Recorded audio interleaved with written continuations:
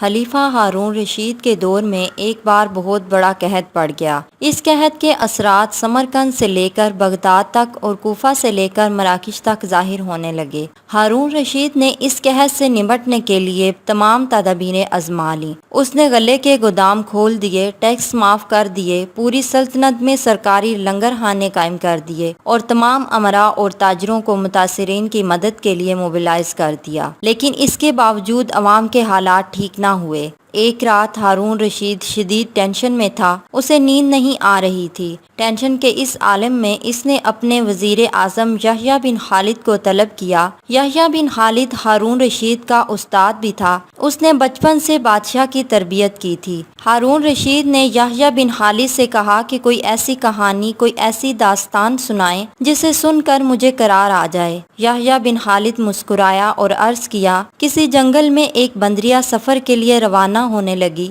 اس کا ایک بچہ تھا، وہ بچے کو ساتھ نہیں لے جا سکتی تھی، چنانچہ وہ شیر کے پاس گئی اور اس سے عرض کیا، جناب آپ جنگل کے بادشاہ ہیں، میں سفر پر روانہ ہونے لگی ہوں، میری خواہش ہے آپ میرے بچے کی حفاظت اپنے ذمہ لے لیں۔ شیر نے حامی بھر لی۔ بندریا نے اپنا بچہ شیر کے حوالے کر دیا۔ شیر نے بچہ اپنے کندھے پر بٹھایا، بندریا سفر پر روانہ ہو گئی۔ اب شیر روزانہ بندر کے بچے کو کندھے پر بٹھاتا اور جنگل میں اپنے روزمرہ کے کام کرتا۔ ایک دن وہ جنگل میں گھوم رہا تھا کہ اچانک آسمان سے ایک چیل نے ڈائی لگائی، شیر کے قریب پہنچی، بندریا کا بچہ اٹھایا اور آسمان میں گم ہو گئی۔ شیر جنگل میں بھاگا دوڑا لیکن وہ چیل کو نہ پکڑ سکا۔ یحییٰ بن خالد رکا، اس نے سانس لیا اور خلیفہ ہارون رشید سے عرض کیا، بادشاہ سلامت۔ چند دن بعد بندریا واپس آئی اور شیر سے اپنے بچے کا مطالبہ کر دیا۔ شیر نے شرمندگی سے جواب دیا، تمہارا بچہ تو چیل لے گئی ہے۔ بندریا کو غصہ آ گیا اور اس نے چلا کر کہا، تم کیسے بادشاہ ہو؟ تم ایک امانت کی حفاظت نہیں کر سکے، تم اس سارے جنگل کا نظام کیسے چلاؤ گے؟ شیر نے افسوس سے سر ہلایا اور بولا، میں زمین کا بادشاہ ہوں، اگر زمین سے کوئی آفت تمہارے بچے کی طرف پڑتی تو میں اسے روک لیتا،